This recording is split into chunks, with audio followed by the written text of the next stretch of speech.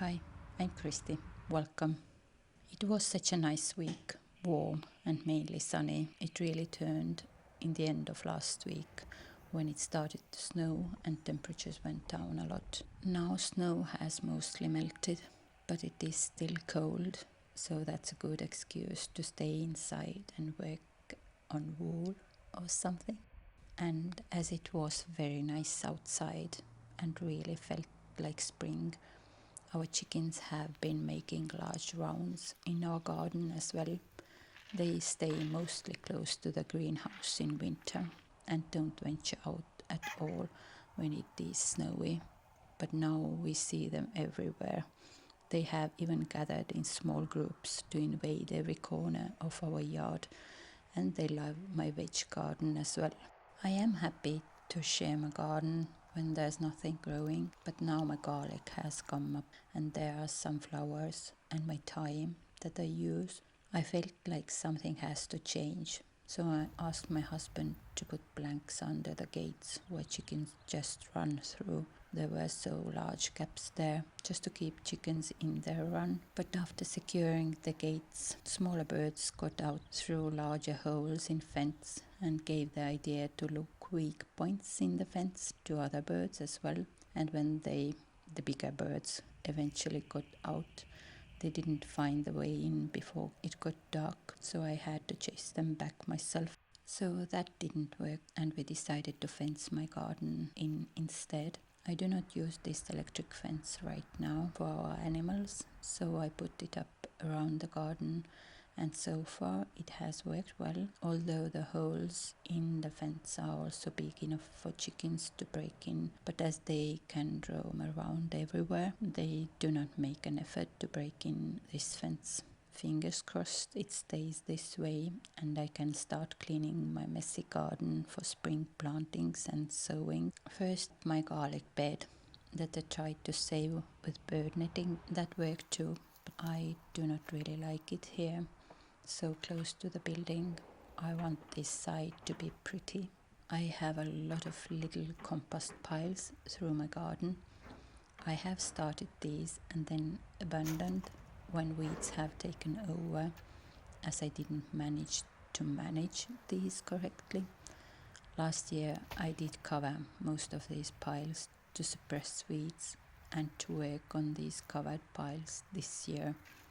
This compost pile I am using right now didn't get covered, so I tried to take out as much weed roots as I can find before taking the compost to the beds.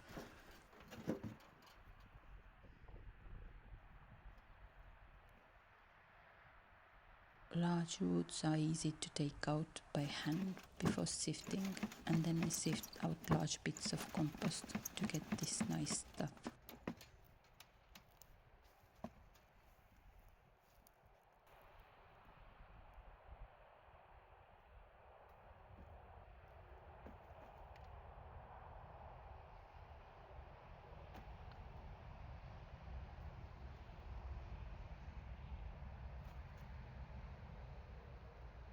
We made these beds last year by putting cardboard on ground and adding 15 or 20 centimeters of compost on top. I had beets, peas, garlic and flowers in these beds last year, and it was so nice, although a lot of weeds did get through eventually. So I have a lot of weeding to do before sowing in these beds again. And because of chickens, I need to shape these as well. Then I will add a light compost layer on top, as I am doing with a garlic bed. It is so hard to put aside my spinning and knitting to get outside, but when I eventually do, I love it. It is so good to work with my hands in soil.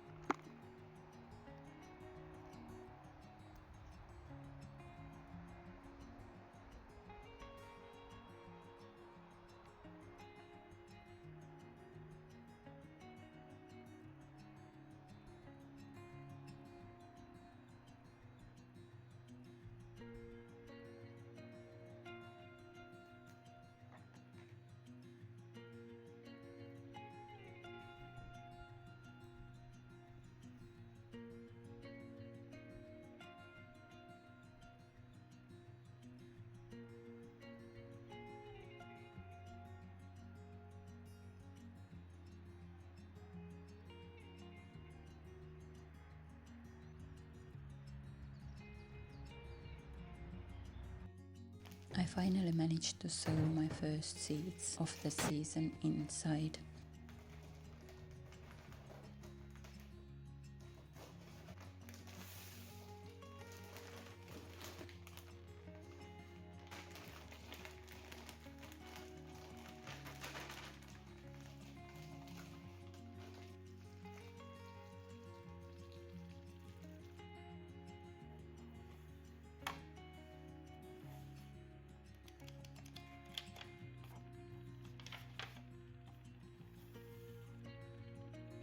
I am using the list I have made in previous years.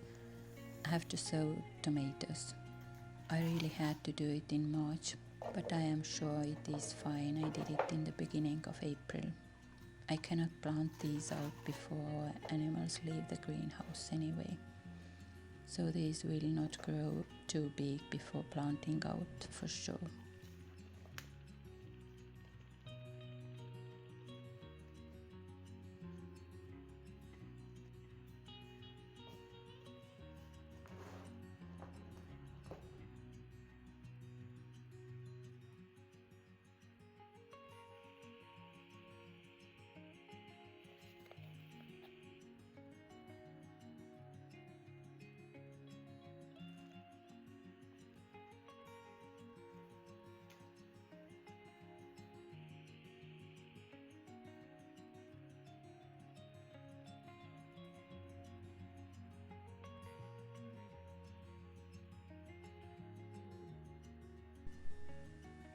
I sow my seeds in these small recycled ice cream pots first.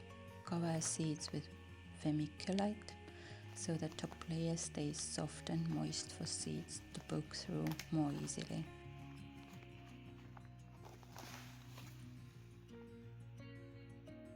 Every year I take new bottle and poke holes in the cap to make myself a waterer that is soft enough for the seedlings and doesn't wash my seeds into one corner of the pot.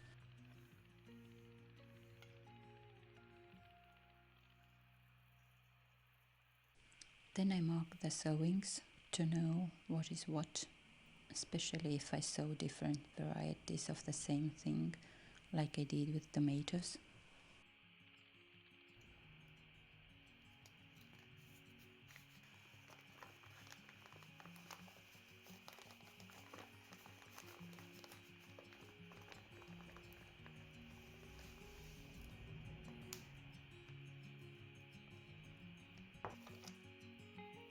And here we are again with wool.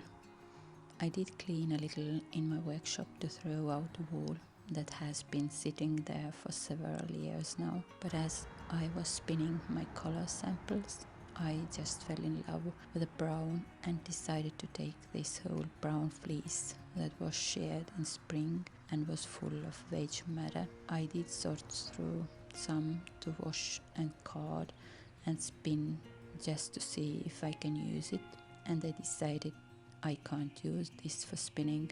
This wool is just so hard that I decided not to use it for spinning at least.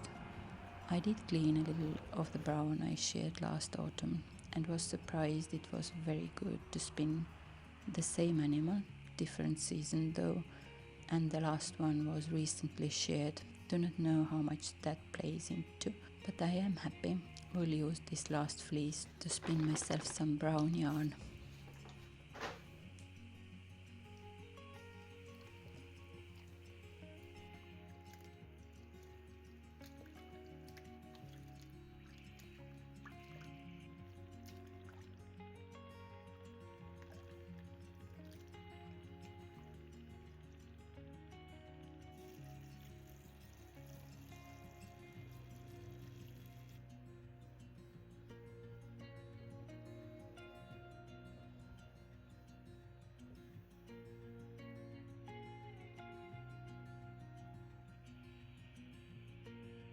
I did spin brown wool mixed with black and white. It turned out quite nice. And then I spun just brown yarn and decided to do different mixes to see what I like the best. I spun a little of pure brown, then I mixed brown with white half and half. Then I mixed brown with black and white again, roughly in thirds, and then I mixed brown with black, half and half, and I am just in awe how beautiful these are. I think I love them all. So I need to spin larger quantities of all these colors, so I need more brown wool. Nothing will be discarded lightly from now on.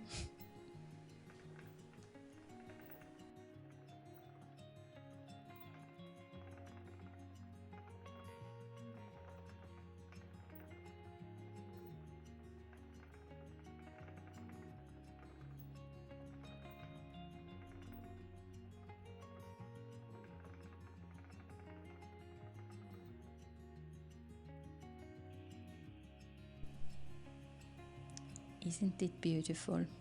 If I thought I will use white for warp, then now I am so confused. I think I need brown and black stripes between white ones in my warp now.